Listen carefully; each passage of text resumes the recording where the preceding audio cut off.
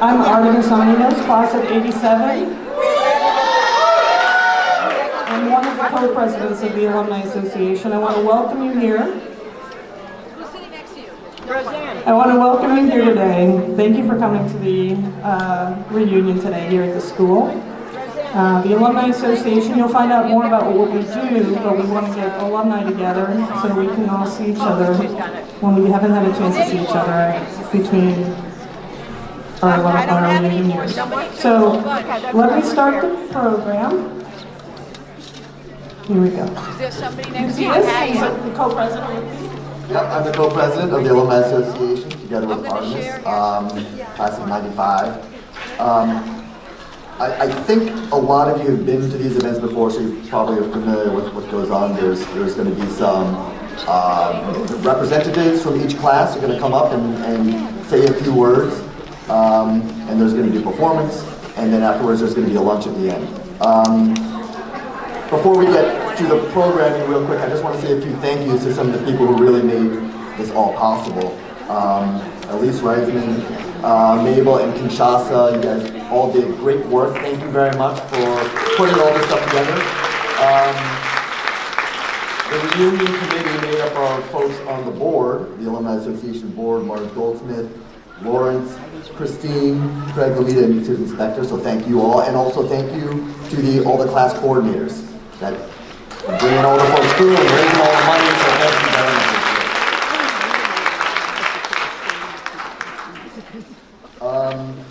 So the first item on the agenda is going to be a performance by a trio. They're all seniors currently. The Alumni Association supports the music department at Hunter, and I think everyone or very many people are involved in music throughout their time here at Hunter. So we have three seniors right now: Julia Zahn on the piano, Zoe Skuala on the violin, and Alka Wade on the cello, performing Astor Piazzolla's Invierno Porteño, Winter in Buenos Aires. So.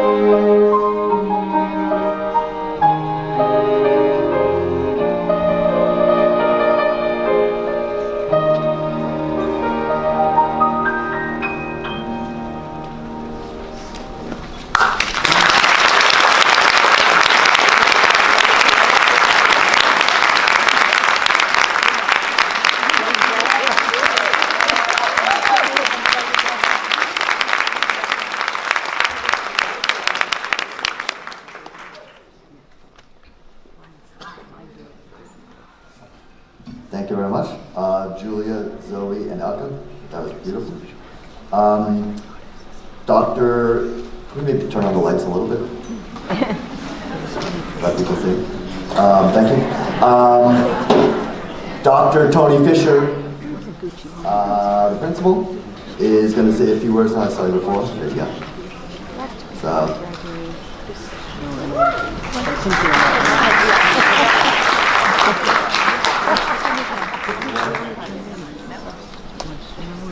Okay. Welcome back, everyone. Maybe a little lower on the lights. Right here. The tradition of multi-talented Hunter students is continuing, and I could go on at length about that, but I want to sort of embarrass one person in particular. Recently, Elka, who was just playing the cello, was up here on stage with the strings ensemble, and they broke into not going to throw away my shot from Hamilton, and Elka was the rappist in that show.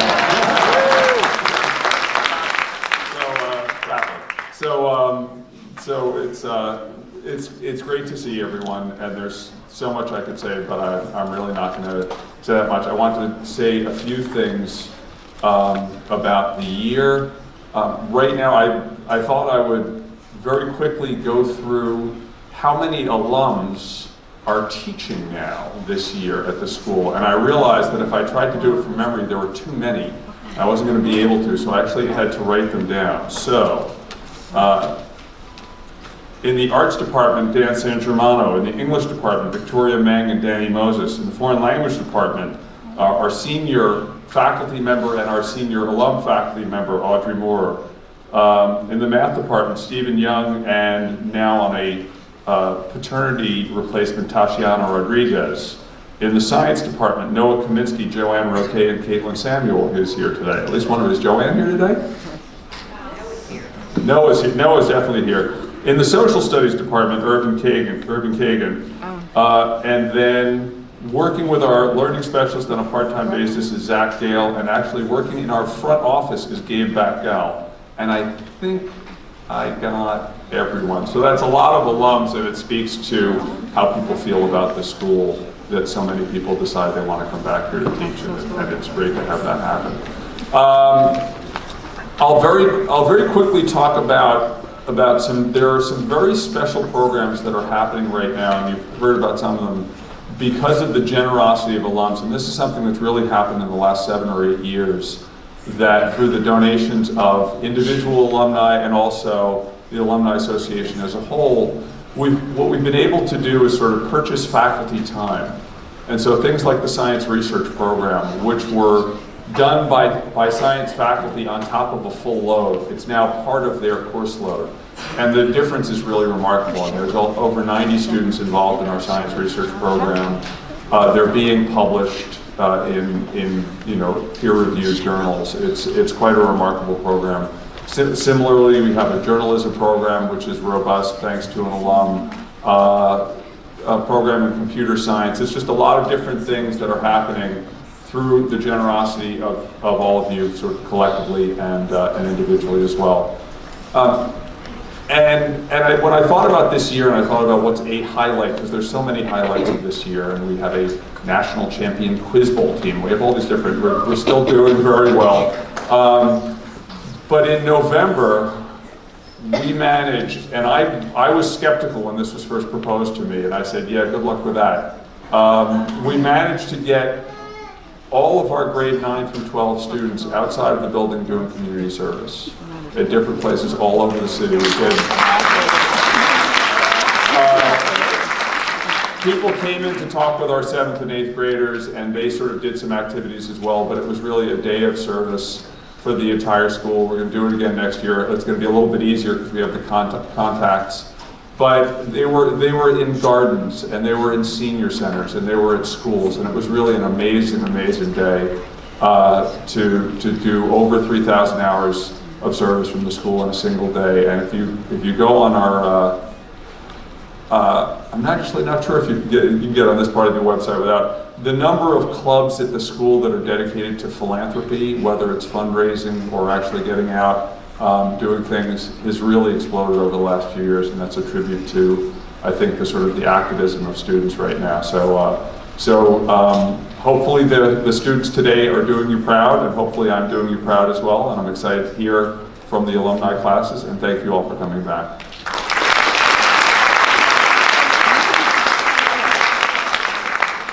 If I'm supposed to introduce the next person, I don't know who that is. No, okay. Thank you very much. It sounds like the school is doing great. I want to introduce our next speaker, which is Claudia Justi, class of 66. She's going to give a little bit of an overview of what the Alumni Association has been doing, as some of you may know.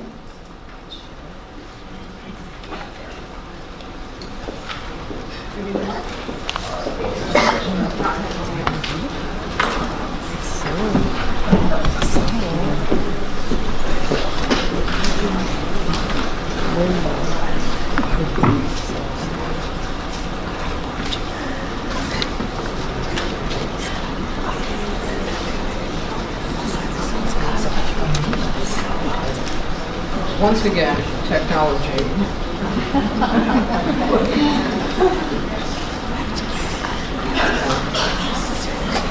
Who's doing this? Okay. Hi, I'm Claudia Justi. I'm Vice President of the Alumni Association. I want to welcome you all. Can't hear me? I'll go off rocks on you. All right. Hold on. Now, can you hear me? Yes. The idea is to speak. You know, your whole life you've been told you talk too loud. Okay. Now, anyway, I'm Claudia Justi, class of 66. I am currently the Vice President of the Alumni Association. I just want to welcome everyone and go off script for a minute to say that last year my class had a very large reunion, both in number and in number of attendees. And we had a wonderful time, and you know, as all of you are doing that are having big number or even small number reunions, it's just wonderful to see everyone and to spend this time to get together and just remember being at Hunter, wherever you are. I'm going to show that in a minute. This presentation is what we call the paid political announcement here for the Alumni Association, where we want you to understand what we're doing with the funds that you help us achieve during the year through our fundraising, and how we work with the school, and how we also provide programming for the alums. Okay, and now if this thing will work, we'll be good. Here we go. So we're saying to you thank you for everything you've done to support the association. We're showing all of the schools here that you could have possibly gone to during your time at Hunter. Okay, I belong to the one on the far left. I never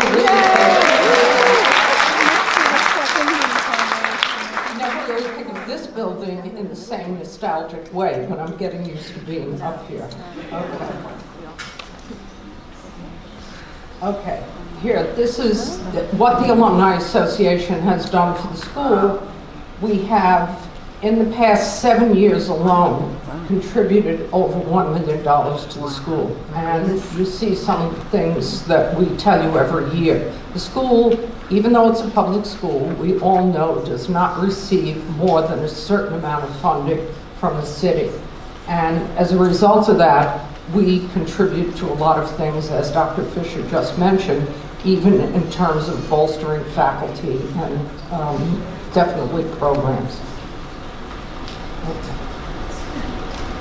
So these are some of the programs specifically which we have supported. And the method in which we support things is that the school works with the faculty and our grants committee on the Alumni Association to ask us every year to give specific funds for specific programs. And our grants committee then sits down and assesses these and comes up with different things every year that we give money for.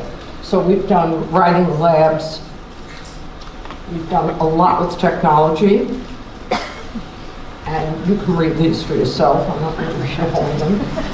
Computer labs. The robotics team. This is a big issue at Hunter. They do very well in competitions, so we have supported them over a number of years.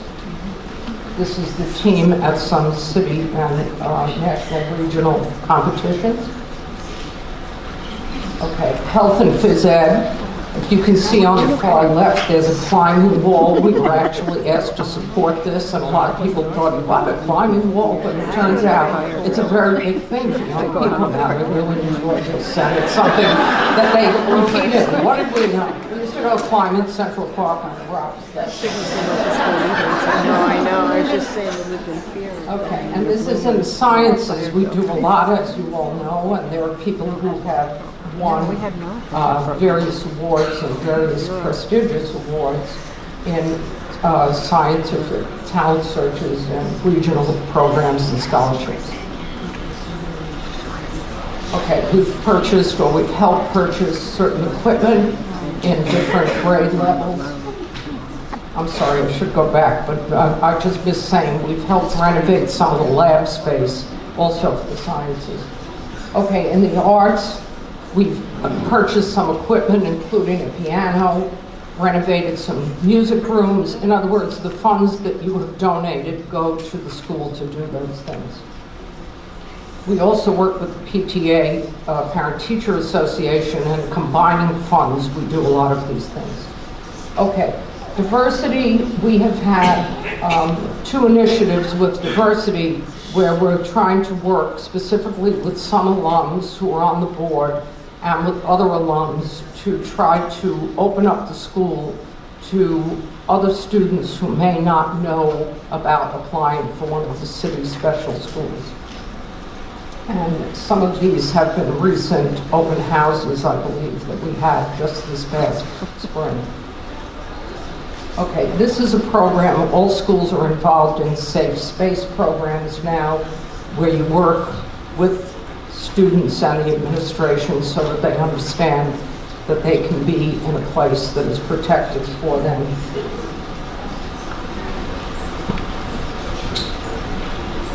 Okay, now we get into what do we do for the alumni, for all of you who went to school and still want to be connected. This was, on the top there is a picture of President Obama granting an award to, her name is Mildred, what? Thank you, I'm sorry.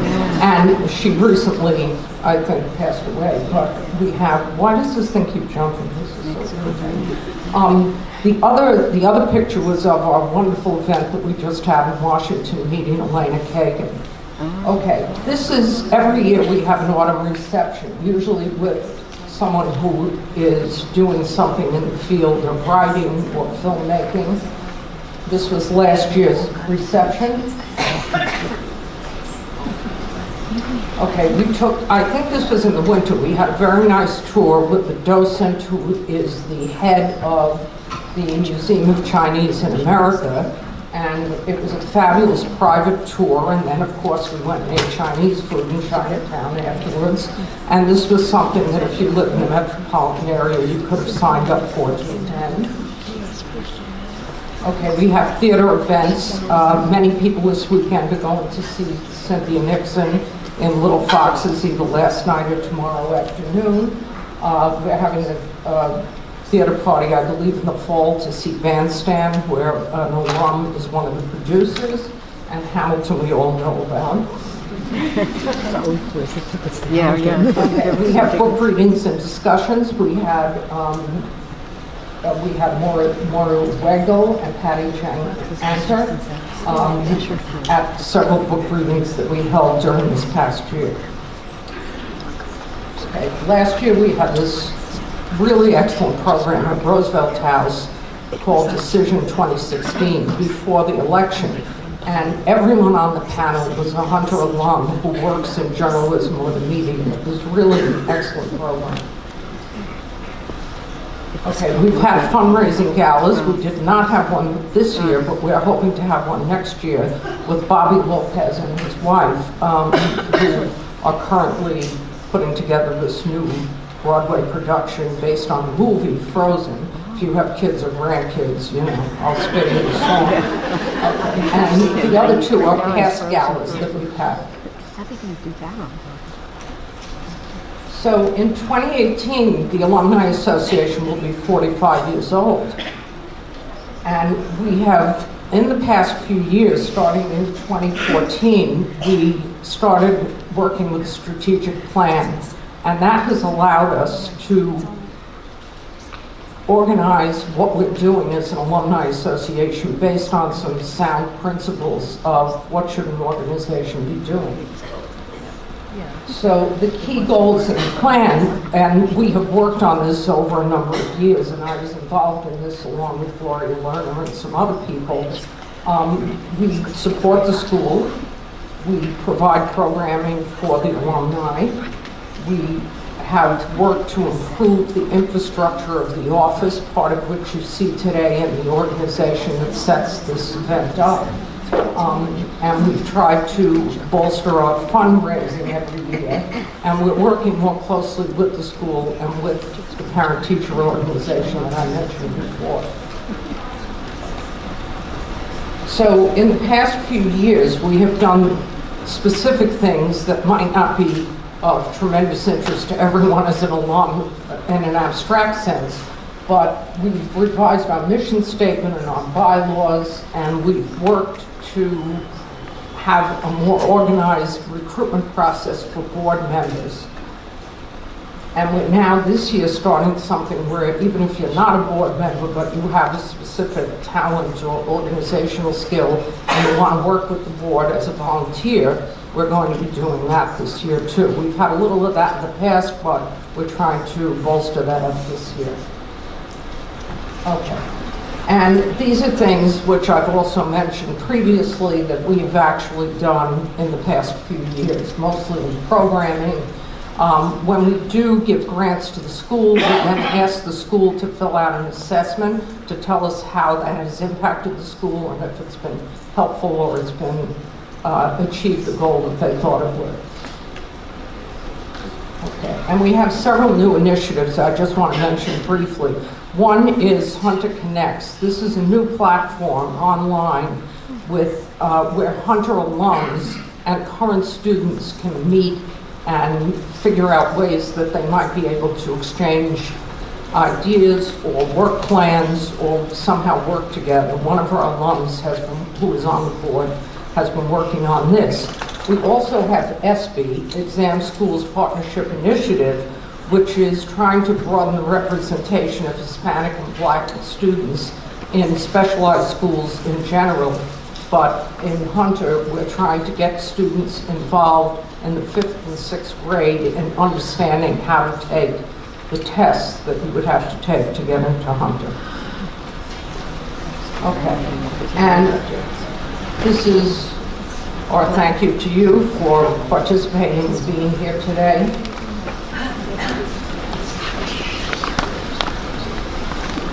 And this is our new mission statement, which sounds pretty simple and obvious, but it took us a while to put it together. And the mission is to sustain a social and professional network for alumni and to provide support to the high school and its students. And we thank you very much for being here today. And I think now we're going to go to class discussions. Thanks.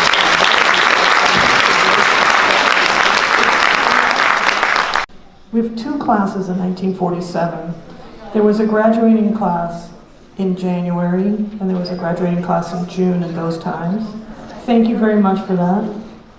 So we have the class, actually, I think it might be easier. Yeah, Mona, if you would come here, I think it might be easier. So I'd like to introduce... I prefer not doing stairs when you're an octogenarian like this. Yeah. What an honor to introduce the two speakers that we have now. We have, Ruth is going to be introducing Mona. Okay. I beat her to it. I always do.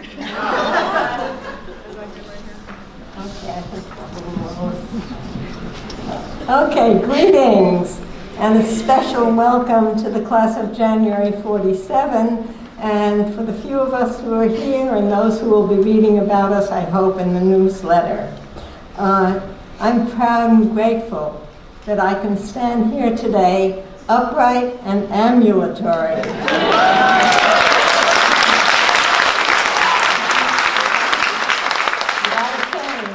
And to remember those of our classmates who are no longer with us.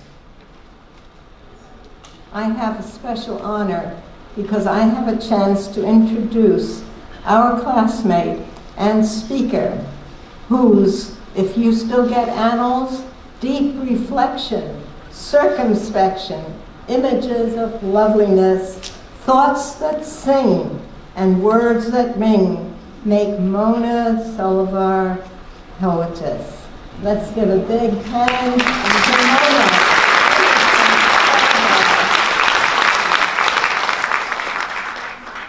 I'm not as ambulatory as I used to be, but let me go. My odyssey at Hunter began more than 80 years ago when I sat in a small desk at a little classroom and the teacher said, made a check mark on the apron, and I did. And I kept going. And eventually she put her hand on mine and said, you're done now, dear. And I looked and the room was empty because everybody else had quit. I'm not a quitter. In September of 1935, I let go of my mother's hand and walked through a door that said girls in that old brick building that they didn't bother showing the picture of. It was there, yes. I was there. And I looked out an east window and I saw this marvelous gray castle. And I said, I want to go there. Little 5-year-old, I want to go there. But I made it. But at first the old college building had to burn down. Temple Emmanuel, God bless them, took us in. And we went to school there. And time passed. And they built a new building, and you've all seen it. Now it's an old building because it's 80 years old. I'm older than that, though. And it said, Hunter Model School. Model School. The sweet young things kept trooping in to be models. So they changed the name. That's where the elementary school began. I'd like to get hold of the person who says the elementary school is 70 years old. It goes back to, I find the date in here, 1872, when the cornerstone was laid for the original normal school that became Hunter. Mr. Thomas Hunter, who gave us our name, was the principal. And the curriculum, amazingly, was almost the same as what we had in high school. They started younger then. Where the students could also do their student teaching in a nice little building. You went to a passageway. I think they have something like that now. But back then it was very crumbly. It was called the Hall Size. And they went over to a grammar school and they taught there. But they tore that building down. They built our lovely gray high school there. So in 1943, no one would remember that. It was wartime, double daylight saving. 7 o'clock was really 5 o'clock in the morning, so we went to school by moonlight. That was an experience you want to have. Moonlight is nice, but not going to school. My classmates, some of them snuck out early, went down to Broadway to see a movie. And the truancy police caught them. They wouldn't believe we'd already finished our high school day. Memories. Memories. I remember the hair pull. I remember the hair pull. I couldn't sing on pitch. It was fun.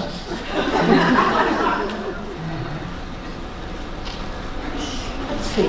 I also have that speech memory, but mine's a little better. Christopher Robin has measles and sneezels. They bundled him into his bed. They gave him what goes for a cold in the head. No, they gave him what goes for a cold in the nose and some more for a cold in the head. After all that time, I could, kind of mix it up a little bit. But we learned to talk. We learned to talk properly. We learned to make speeches. We kids will learn to become young ladies, which I think is a lost development today.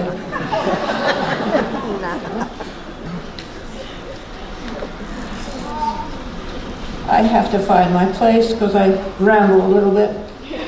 But we had lunch in the basement. Can you imagine that? Ugh. We sat at little tables and ate our sandwiches. And we had gym on the 7th floor. Can you imagine learning to tango with a teacher who was in blue gym suits, bloomers? My personal best memory, which I must share with you, is Mrs. Emily Boggs. She'd done some oral work, she'd come back to Hunter, and they stuck her in an algebra class. And I'm sitting there, and she puts her hand on mine, and she says, Mona dear, that's not how you add numbers. And in 10 seconds, she taught me to add by tens. I became a math minor in college. God bless Alumni Boggs. Unfortunately, I'm also trying to be a chemical engineer, but that's something else again.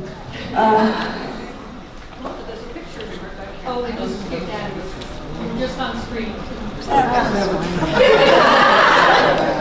I have all 3, glaucoma, cataracts, and macular degeneration, so you're just not,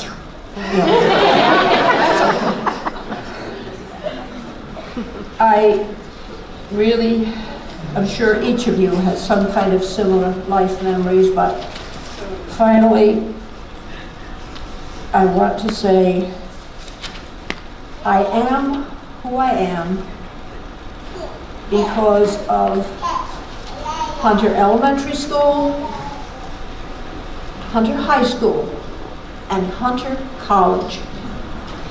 Although I went on to get my doctorate somewhere else, this is what made me. I escaped from Hunter because I got married and moved to Albany.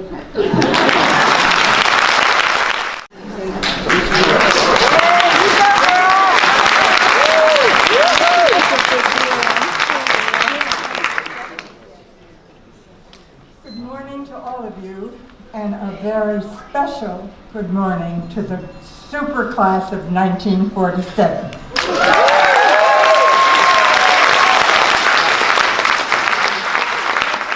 They asked me to give you some short moments of reminiscences, my own and those of a few of our classmates. So here goes. Many of us were sent to speech class so that we would not sound like New Yorkers. I was absolutely appalled. I was sent, and I was so appalled because I had worked diligently and was very proud of sounding like a real New Yorker. Having come to America at age 8 and not speaking a word of English. But they did convert my zentilized Z and T.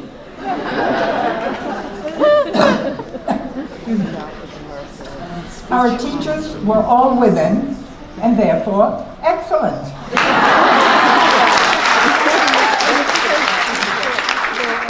And they were concerned truly with each of us. The only male was Jimmy, the elevator man. He was very popular. After school, many of us went across the street to put on lipstick, a no-no at school. So across the street, we were very fast women. A classmate noted that the Hunter High experience taught her to never be afraid of brilliance and hard work, and prepared her both how to teach and how not to teach. Another classmate said, I learned more in those 4 years than in 6 years of post-secondary school. Agreeing, another classmate wrote, the intellectual challenge hasn't happened before or since. At assemblies, Dr. Brown, the principal, reminded us that to whom much is given, much is expected. One classmate appreciated that Hunter High was her one and only ally in her fierce battle with her family, who was opposed to both education and careers for women. Very sad. Another woman stated, as the years progressed, I continue to appreciate the importance of a classical education. She also wrote, as a scientist today, I greatly appreciate the importance of our laboratory experience. On the other hand, my own problem with technology became obvious in physics lab, when I was the only one who could not get my bell to ring. We all received a truly excellent education, notwithstanding the music theory teacher who lifted strands of our hair, on some of us at least, to make us sing higher and on pitch, to no avail. Long before women's lib, we were taught that there was nothing we as women could not do.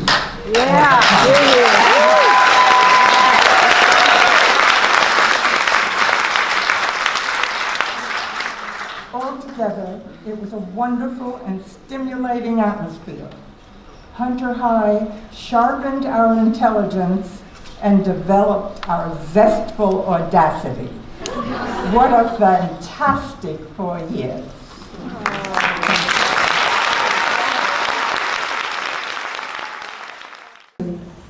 We were not as diverse ethnically as classes are today. There was Anna Wong and there was I, half Japanese. There were girls whose parents and grandparents came from the Caribbean, Poland, Ukraine, Italy, Germany, Hungary. Our teachers, our wonderful teachers, were not diverse. No Asians, no African Americans, no men, of course, except for a student teacher in physics, Mr. Gordon, and we took sadistic pleasure in making him nervous while we were trying to set up an experiment. When Dr. Cyril Woolcock, a man, arrived as our new principal, we took him in our stride. The curriculum included Latin and speech and hygiene and music and French, as well as more predictable subjects. Our American history teacher, Miss Mangum, took us to Columbia University to hear the philosopher Bernard Russell, but the crowds were so huge that we had to stand in the street and listen to loudspeakers. We won an outside Latin contest held by the Classics Club and coached by Mrs. Fitzgerald and Mrs. Kahn. Our grounding in French was so good thanks to Madame Rodin and Madame Smith. Hello, Jacques. Quelle nouvelle, that I had to take only 1 year in college to meet the foreign language requirement there. Physics was a delight, thanks to Mrs. Robinson and Ray Miller and Ann Sutton. Mrs. Sutton taught us physics principles punctuated by advice. Don't let the boys know you know science. As a teenager, she had sent her boyfriend to a gas station down the road when his car stalled. Meanwhile, she fixed the car. I think she later married George. She also urged us to wear red to our prom, if not red, pale blue. Or maybe it was the other way around. If we needed to diet, eat lettuce. We had music theory and chorus. We were inspired by the fact that the opera singer Martina Arroyo was a Hunter student. I'm sure we sang on many occasions. I'm Sarah Mariah Jones, I have Hunter in my bones, my name is written in my umbrella, by alumna Charlotte Hochman. What do Hunter students sing today? Math was not my best subject, but Mildred Lawson got us through. I remember Catherine Bruton less happily. She scared me with geometry. The family of one student wanted her to graduate and to go to work for the phone company, as all her female relatives had. She graduated, went to college, and fulfilled her dream of becoming a teacher. Other classmates went on to become teachers, librarians, judges. There was one girl I was mean to. Looking back, I wish I hadn't been, but other people remember being mean to her too, bullying in the dark ages. She transferred to a private school. We had a newspaper, What's What, and a yearbook silhouette. We had everything but boys. Thank you, Julie.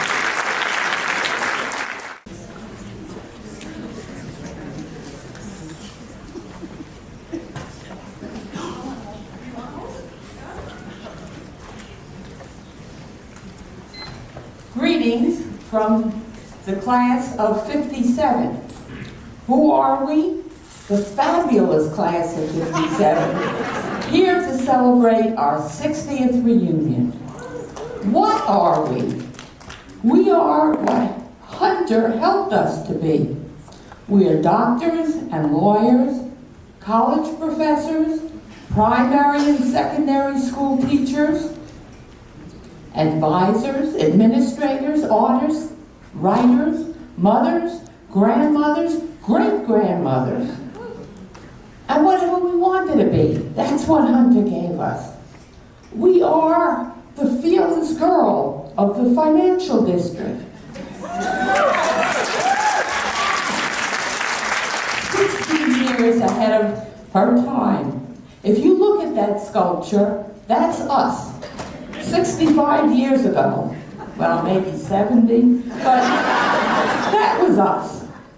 We graduated in a social era of Ozzie and Harriet. Not Ozzy Osbourne, Ozzie and Harriet. And Dagwood and Blondie, when society suggested that a woman's goal should be to marry a financially secure man, stay home behind a white picket fence in the suburbs, and have his dinner and a cocktail waiting for him when he came home from a hard day at the office. Wrong. Hunter taught us to be self-reliant, financially responsible, and self-confident enough to set professional goals and achieve those goals. As an all-woman school, we had the opportunity to occupy all leadership roles. We didn't have to play dumb to be socially accepted. We didn't hate men. The tickets to the Stuyvesant, Brooklyn Tech, and Clinton dances were the hottest ticket in town. We just wanted to get out there and be partners with them as equals. We weren't against men.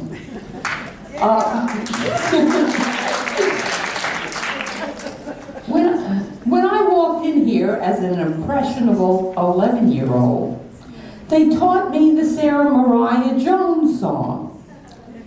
I guess they don't teach that one anymore. I was told what a wonderful, marvelous, marvelous, wonderful, wonderful, marvelous creature I was, and I believed them. And I went on to prove it.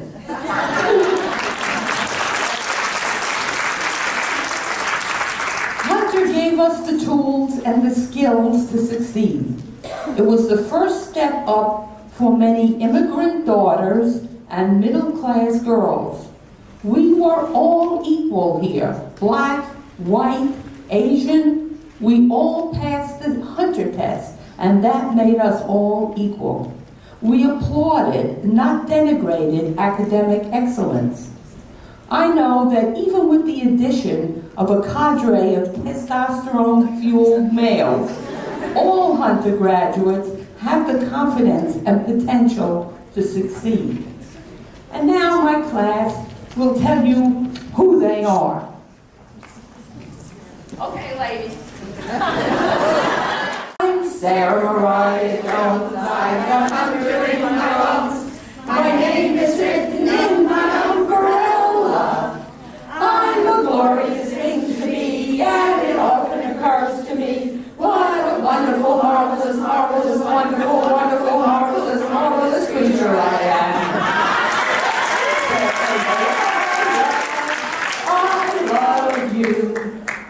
have all the sweet perfections of the song. No one is higher to coin a phrase above you. You do everything right, exactly right, except what you do wrong. So Mariah Jones, when they praise you with trombones, speak up, and tell the people why. Say, please don't make a fuss, you should see the rest of us, with the gleam of glory's gold in every eye. That's Sarah Mariah Jones of Hunter High. Sarah Mariah Jones of Hunter High.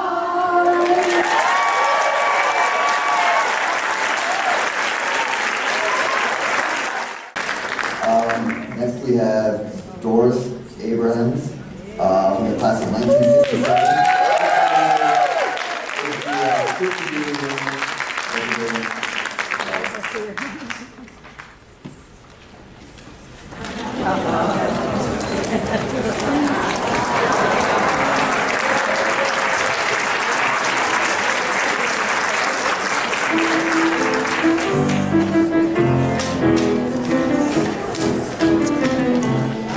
Hunter rise, Hunter cheer, senior 67 are here.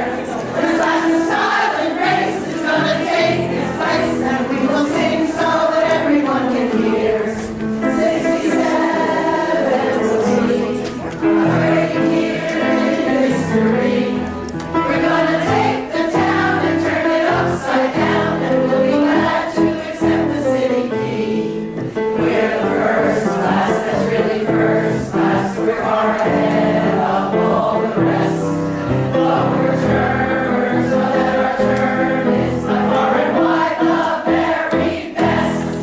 Harvard waits for us all. Every college waits for a call.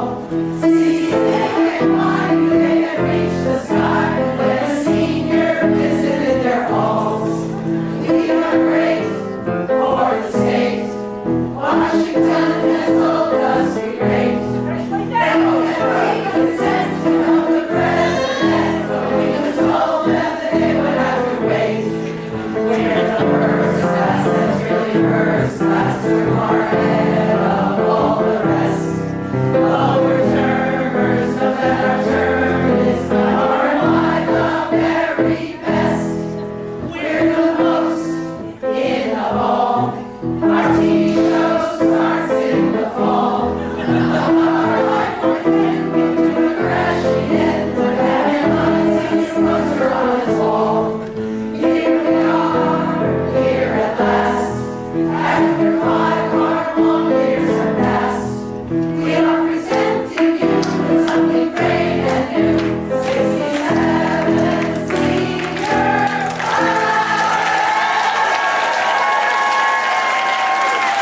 So we spent, are we 50? Are we 50 years out? Yeah. We're older, definitely older. Ostensibly wiser.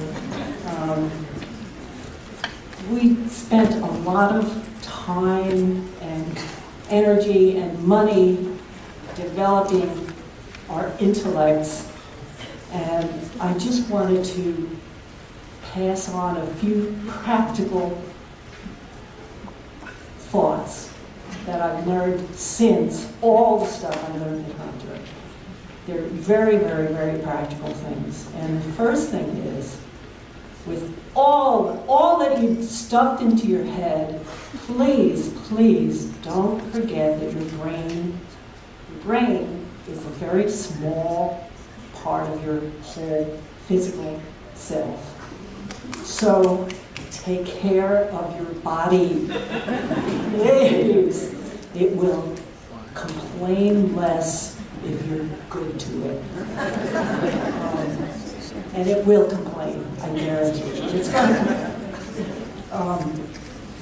The second thing that I wanted to say is, please be especially now, oh, this is such a time. I think about how we were on the streets 50 years ago protesting civil rights, protesting war, many of us. And here we are again. It's same old shit.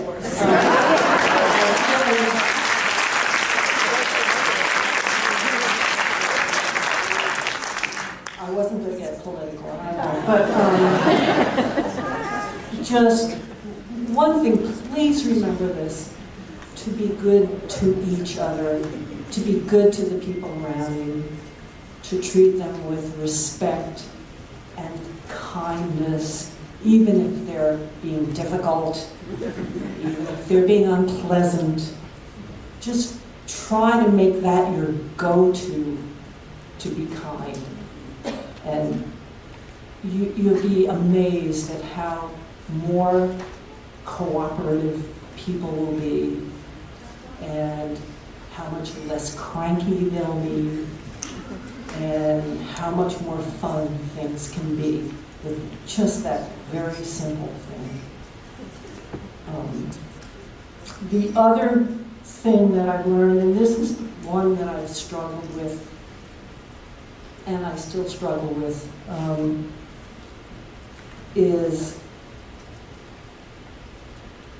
it's good to have goals. There's been a lot of talk about success today, and that's a great thing. Goals help us, they help us set our priorities, they help us have a sense of direction. They are not destinations. They are markers. And things will change. Goals will change. Priorities will be altered. Direction will be altered. Don't spend so much of your life focused on some intended destination that you miss the journey. It's all about the journey. It's all about how you act, what you do, how you are in the world around you now. You're going to be on the road your whole life, so enjoy the scenery.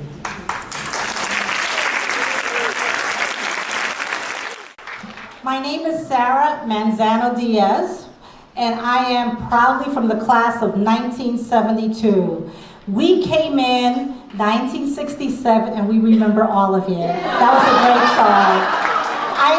When you started singing, I said, oh my God, I remember that song. Fantastic. So we came in 1967, and we left in 1972, and those were watershed years for our country and for ourselves.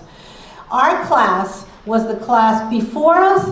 My class and the class after us was the largest influx of people of color that Hunter had ever seen.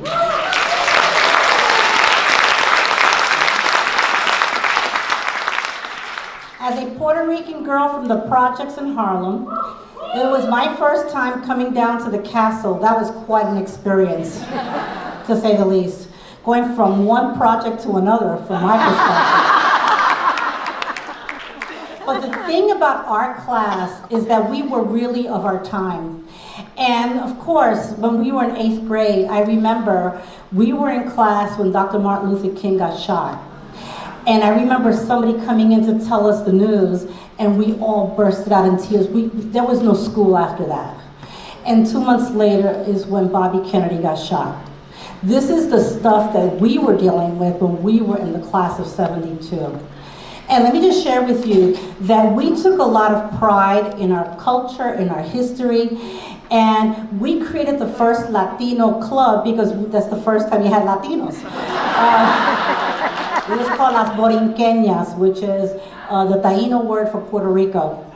And one of the things that we used to always say is Hunter is irrelevant to our lives. Hunter has no meaning to our lives. So what we did was we created this club, and we would come in every week and we would teach each other about somebody important in the Puerto Rican and Latino community. So we learned from each other during lunchtime because there was no Latino history at Hunter. So we did things different. That is what our class is known for. And the fact that you didn't have my name, that's okay. We're up here and we're still gonna talk.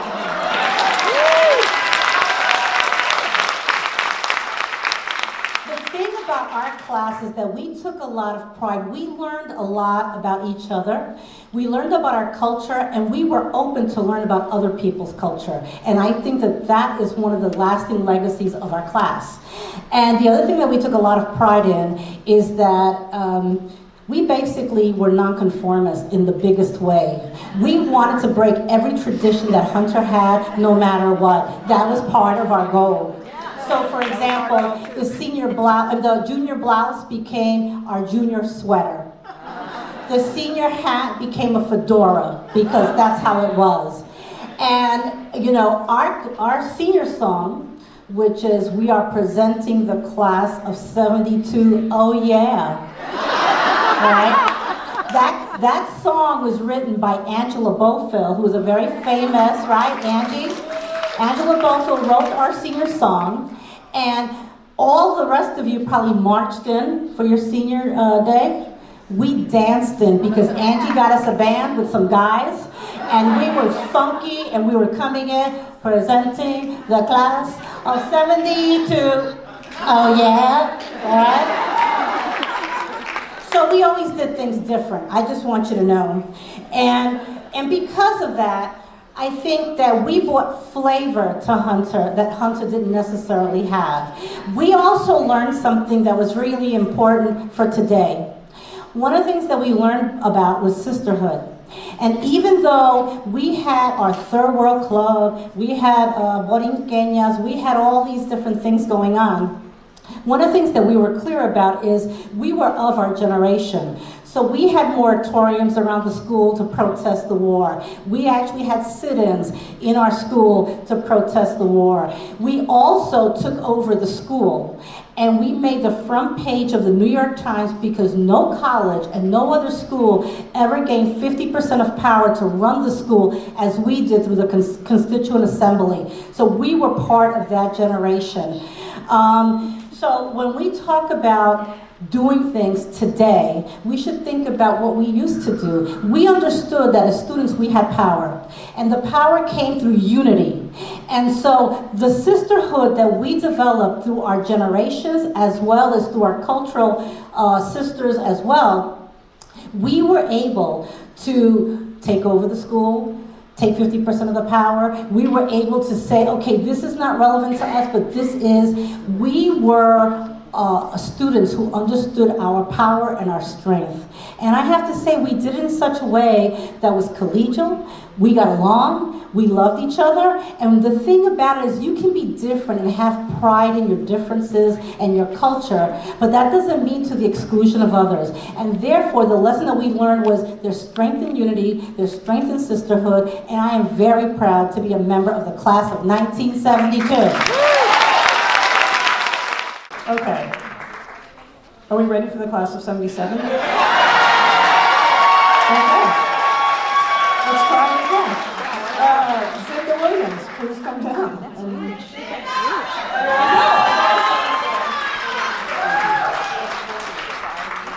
Good morning, ladies and gentlemen. I'm Zinda Williams, and I'm representing Hunter High class of 1977.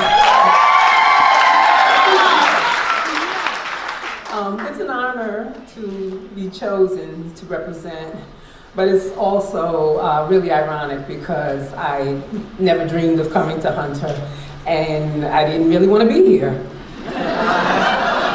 It was, I had dreams of fashion, and I had dreams of meeting boys, and I had dreams of becoming the young lady that was tucked deep inside of me. But my father had other plans. So once I took the test and passed the test, he said, "You passed, you're going." And that was that. I come from very strict parenting. Education was first. But I have to say though that there was something about Hunter. We were all girls, which in my mind was like, boo. But also it was yay, because there was no competing with each other to get the attention of boys. And we had the freedom to act like little girls and say little girl things. And this was all in our own Hunter world. We were also all extremely intelligent young ladies, no matter what your nationality, what neighborhood you came from. None of that mattered. We all took that test and we were all of a certain level of intelligence. So there was a bond there. Also, we were given a lot of freedom at Hunter, which was very strange for me because you came here, you had the freedom to make choices about your life. That was quite different than any other school. We had 3 excused absences. We had a smoking bathroom. Excuse me, a smoking lounge first. And then it wasn't like a smoking lounge. It was a smoking lounge, a cigarette smoking lounge. And we also had phys ed off the premises, which, I mean, who does that? It was very, very different. I don't think that would fly right now. But with those choices came the responsibility of owning the consequences of your choices. So as little girls, 11, 12, 13, 14, you realized that you had to make good decisions because you would be responsible for those choices, or for those consequences, I should say, good or bad. I'm talking about that. And I think my formal education, it was very valuable to me. It still is very valuable to me, and I fall back on it every day. But there was something even more important, and that was the experimental environment of Hunter. There was nothing like it. It built strength, it built character, and a sense of self. It also built the courage to know that you had the ability to do anything. If you really put your mind to it, if you really tried, you could do anything. So even in the arts, we came from great stock. At Pearl Primus, Olivia Cole, Audre Lorde, Ruby Dee, Angela Bofield, Cynthia Nixon, who some of us are going to see later on, or already did. And from our class of 77, our very own Supreme Court Justice, Elena Kagan.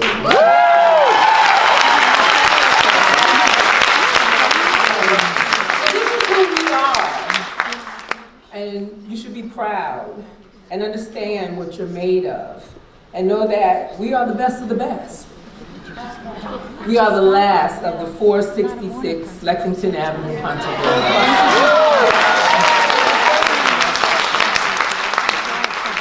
And then came the boys. So welcome, gentlemen.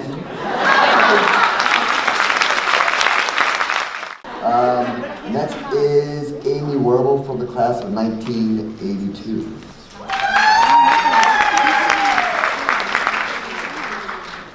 Good afternoon. I bring you greetings from the fierce survivors of the class of 1982. You may know us as the subjects of The Joyful Elite, a 1982 New York Magazine article that declared our recently co-educational campus America's only high school for women and boys.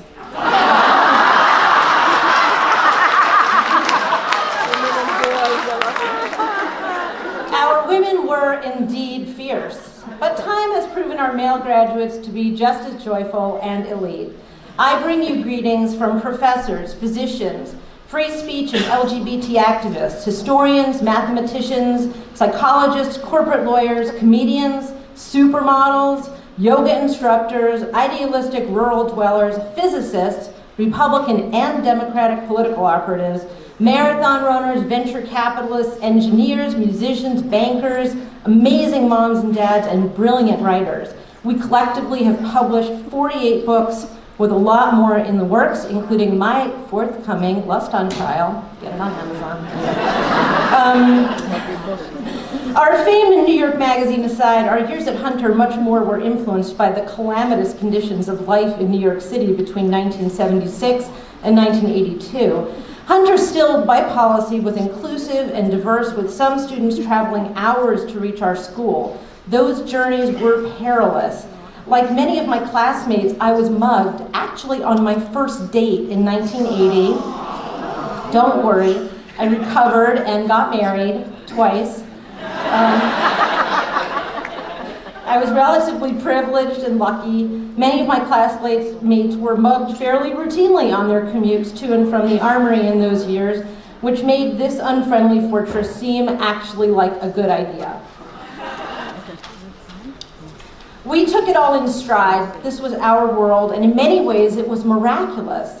The city pre-AIDS was an open-air wonderland that stunned us before and after screenings of the Rocky Horror Picture Show at the Waverly. Central Park was an obstacle course filled with drug dealers and thugs, incongruously nestled amongst the park's elegant but crumbling overpasses, lampposts, and monuments. Our subways, a wonder of the world, were entirely engulfed by graffiti. And yet she, or I really should say we, persisted. In fact, we did more than persist. Most of us thrived. We had lots of loudmouths in our world, including Donald Trump and Roy Cohn. But the women and boys in our class were emboldened rather than intimidated. To the classes that preceded ours, I offer heartfelt thanks. The women of the class of 1982 never, ever, not for 1 minute, doubted our equal shot at the highest offices to which we might aspire. That gift was yours to us. And the men in our class benefited as well from education in an environment in which the onus was on them to prove their right to a seat at the table.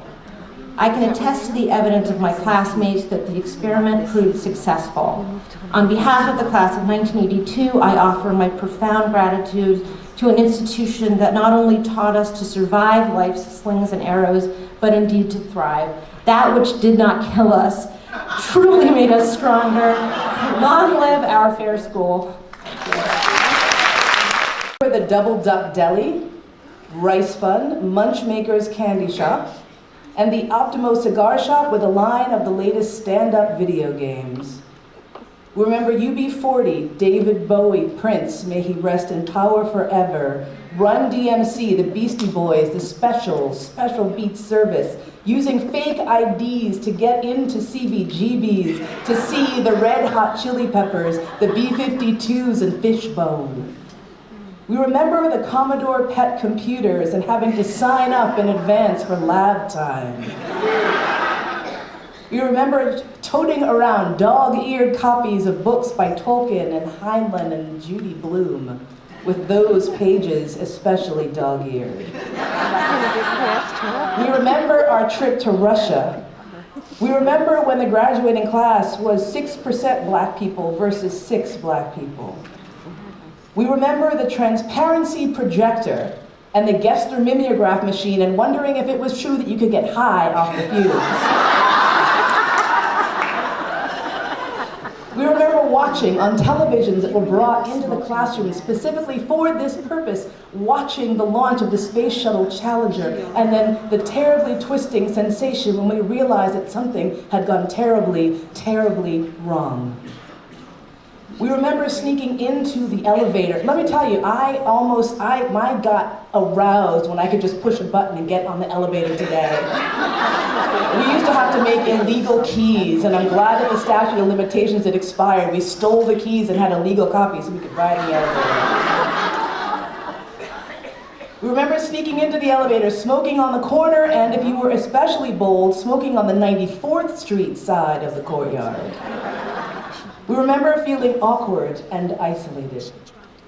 We remember feeling on top of the world. We remember feeling unbelievable, constant, massive pressure to strive, to achieve, to dominate with the power of our thoughts. We remember how much we have forgotten. What do we do now? Now we're single, we're married, we're divorced, we're non-monogamous, it's complicated. We live all over the 5 boroughs. We live upstate. We live in Philly, Jersey, St. Louis, Boston, London. We live in Singapore, in Hershey, Pasadena, Brookline, Arlington. We live in Santa Rosa, California, New Orleans, Louisiana, Hong Kong, DC, and Maryland. We are professors and tenured professors. We are teachers. We facilitate the arrival of new life on this planet. We take care of the health and well-being, physical, mental, emotional, and spiritual, of those beings around us. We are engineers of all stripes. We write science fiction. We write on geopolitics. We write on alternative sexuality, kink, leather, and BDSM, and we win awards for all of it.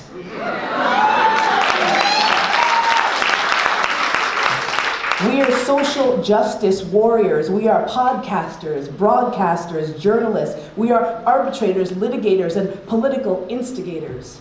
We work in theater, film, television. We are storytellers and performers. We are technological innovators and creators. We are financiers and financial whizzes. We manage transportation systems. We rock library science as well as every other branch of science under the sun. We are advocates for the disenfranchised as well as the pretty damn well franchised. Thank you very much. We break glass ceilings by becoming the first woman to serve as Deputy National Security Advisor under President Barack Hussein Obama. We choose to raise brilliant, beautiful children. We choose to focus our energies on our work and our passion. We sometimes choose one over the other. Sometimes we choose both. We have traveled to and worked upon every continent. We continue to fearlessly reinvent ourselves and our lives when the calling calls us. If we could defy physics and speak to our younger selves, we would offer the following hard-won advice. We would say, you know how all those people keep telling you that you will eventually be forced to stop doing things your own way and start doing them the way everyone else does? Those people are wrong. Don't let them worry you. We would tell ourselves there are lots of different ways to get through this world, and you will be able to make yours work for you. We would recommend that we worry less and explore more and buy Apple stock. We would tell ourselves to listen to our gut and not to be afraid of new things. We would tell our younger selves to learn to laugh, relax, enjoy life. Don't be so fucking serious. Enjoy your youth and be young and stupid while you can. We would shout, oh yes. I'd like to begin by thanking the people who made this day possible. Our Alumni Association staff, Elise Reisman, Kinshasa Peterson, and Mabel Bermejo, and the Alumni Association officers and board and volunteers who make this day possible, led this year and every year when it comes to reunion weekend activities by the great Marge Goldsmith.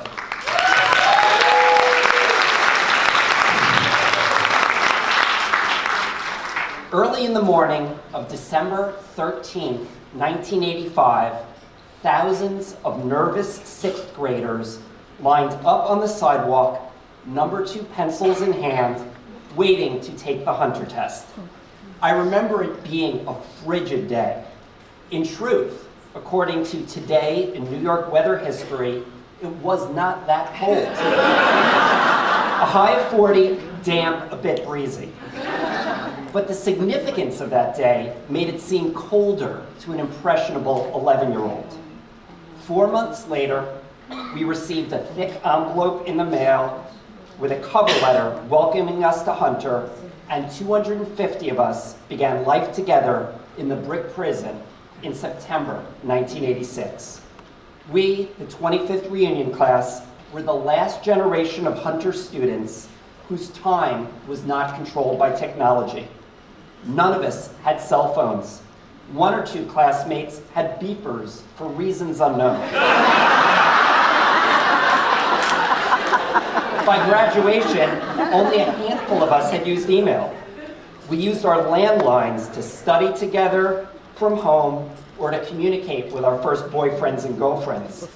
Our first term papers were prepared on typewriters.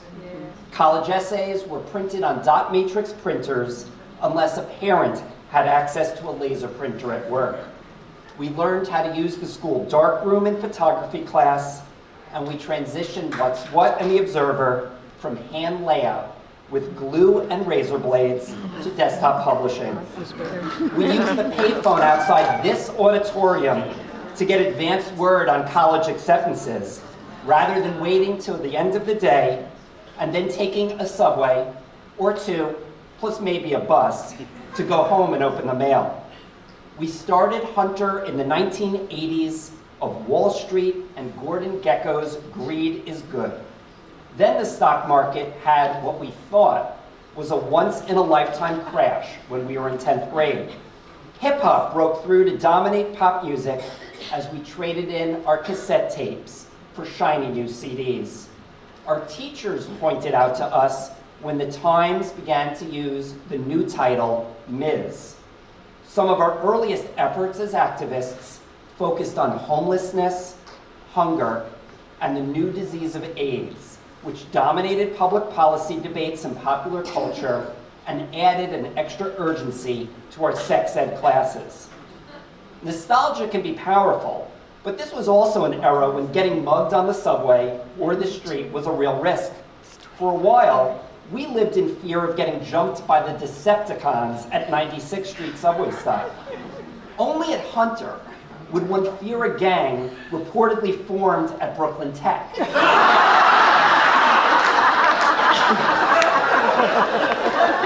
headlines of the Daily News and the Post and New York Newsday, remember that?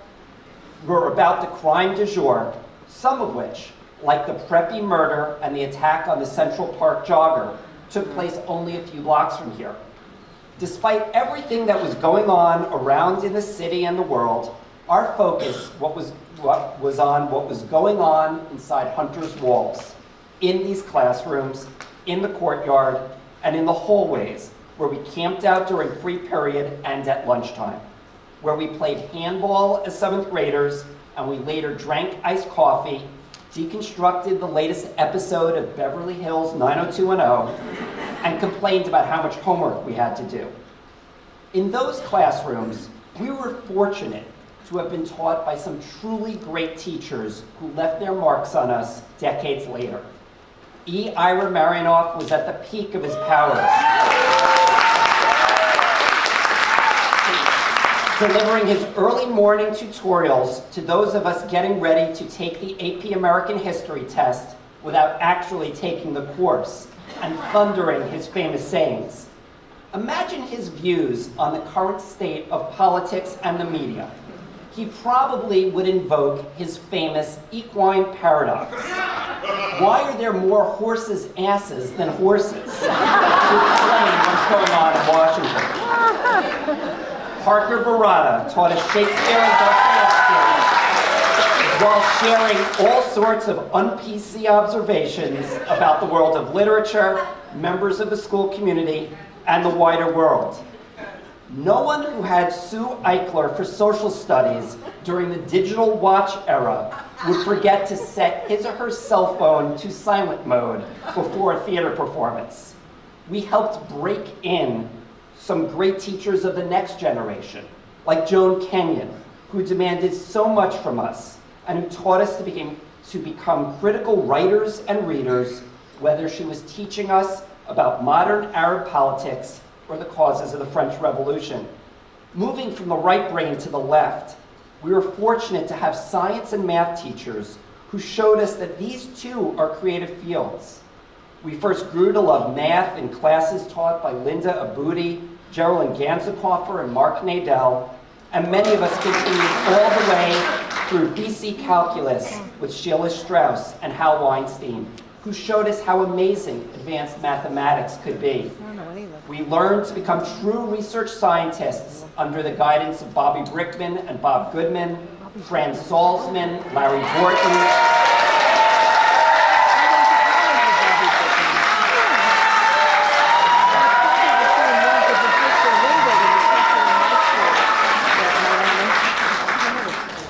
and the Alumni Association's own Marge Goldsmith.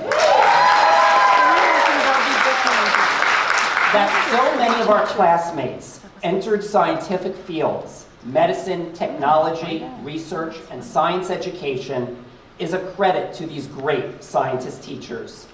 And we gave our energies to every form of extracurricular activity, where some of our strongest bonds of friendship were formed. We led teams to Manhattan titles and top city rankings in a range of sports.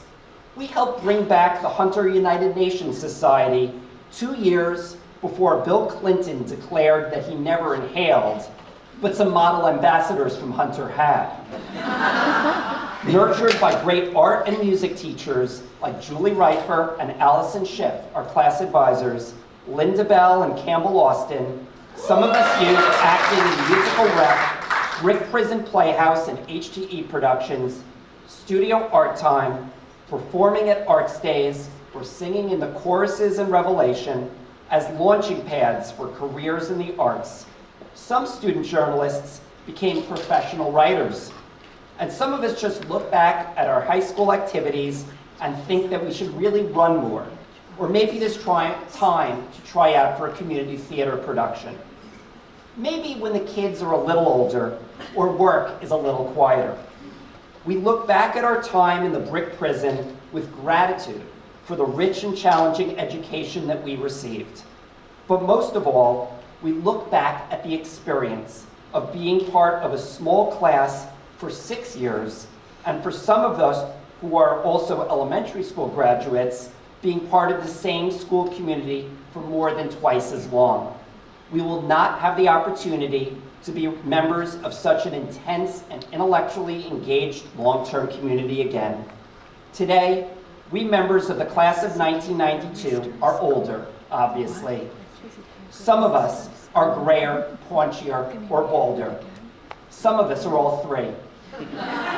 One of our classmates took out her reading glasses to review a draft of this speech.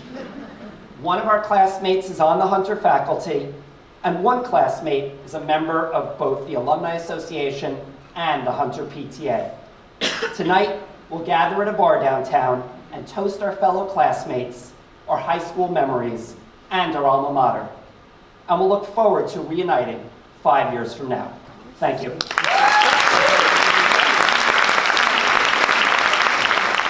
One thing I enjoy particularly about going to Hunter is that we've had all these classes and I'm only the second guy to be giving one of these speeches.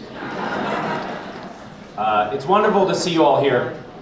People came from far-reaching places like Staten Island. 20 years. My class is 20 years now, which is long enough that some of us could have had another Hunter alumni by now. Unlike other high schools, that's not very likely. We were a lot more responsible. Now, we're at a high school reunion, where former students get together to relive old times, rekindle friendships, and pretend we're each much more successful than we are. That is a lot of the reason that many people go to their high school reunions, to show everyone who doubted us just how wonderful our lives are now. That and to see if our high school crushes still look just as good. By the way, they do, and they are still not interested. But Hunter is different than most schools, because the odds are we are all successful. Some of our accolades have come in the professional world with big important job titles, and some of our accolades have come in the personal world with big important families. But the thing about Hunter is that we know coming into this reunion that we are all going to be successful. This is the first Hunter reunion I've been to, and for a while I thought I'd go to our 20th to crow about what I've accomplished since the last time I hung out in the freak hallway. Fellow freaks. But as I got older, I realized that's not the point of this reunion. The point of the reunion is to hear all the amazing things that everyone else has done. Even when we were students, we already had successes. I still tell people the story of Adam Cohn, a student who built a computer mouse you could move with your eyes in 9th grade. Something that I'm pretty bummed is not on the market yet. And look at our alumni. We've already discussed some of them today, but Lin-Manuel Miranda is an Oscar away from an EGOT. Bobby Lopez is the youngest EGOT ever, if you count daytime Emmys. John Daniels became the youngest general manager in baseball history. Chris Hayes became the youngest host of a primetime news show. Elena Kagan is a freaking Supreme Court justice.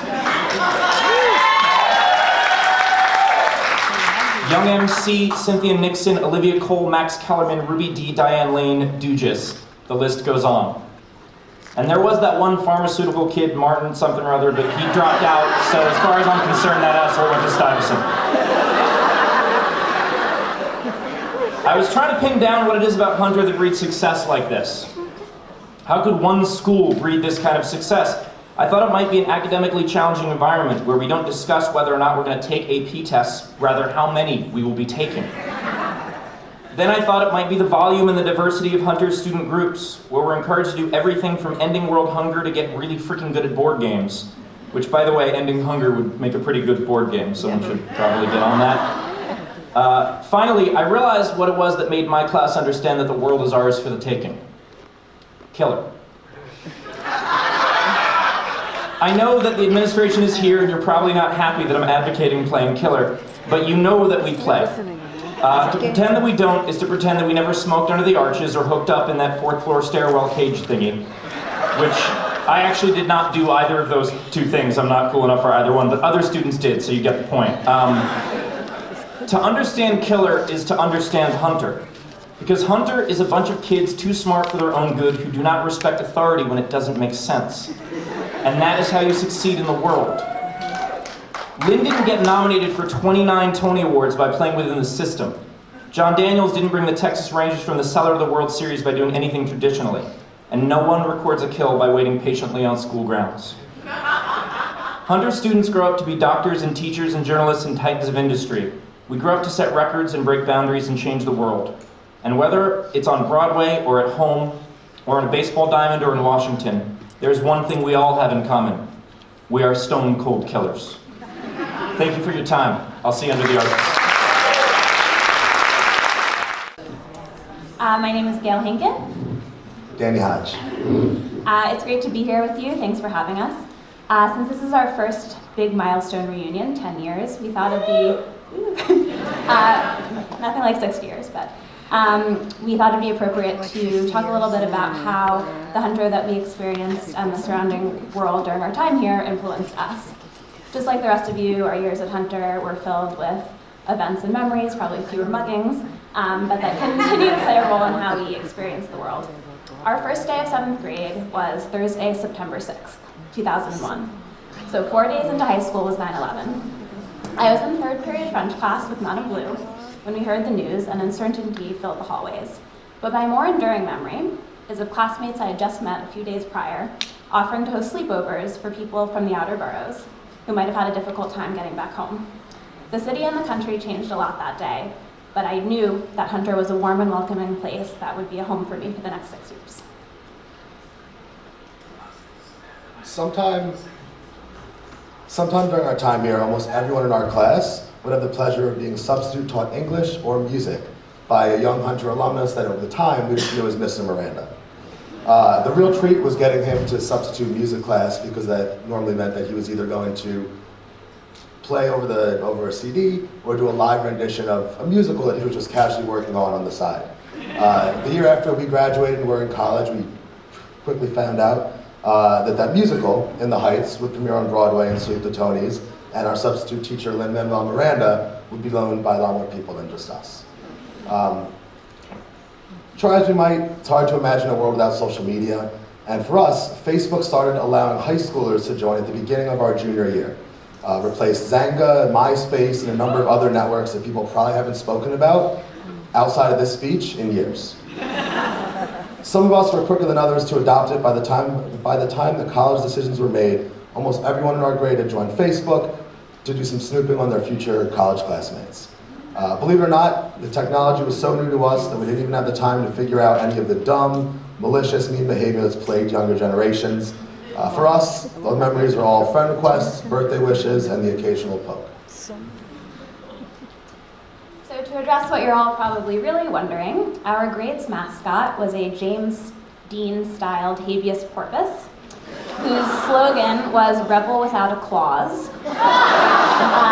Our constitutional theme was undoubtedly influenced by our term council advisor, Mr. Irving Kagan, who taught constitutional law and has a rather famous Supreme Court Justice sister.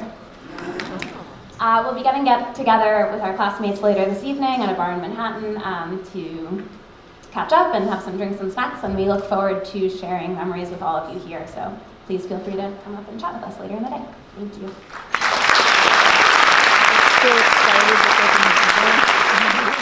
Is anybody here from the class of 2012? Okay. You don't have anybody registered, but I want to make sure we're not. So that's the end of our program here. We have lunch outside and downstairs, whatever you've registered for. I want to say thank you again to Elise Reisman, who's here, Mabel, and Shala Peterson for putting this together. That's our staff. I want to thank the board as well. We're all volunteers doing this. Certainly thank you everyone for joining, and we hope you enjoyed all the speeches. There's also a softball game that's happening a little bit later. I think it's at 2. And then for folks who signed up for the conservatory garden tour or the various tours of the old Hunter buildings.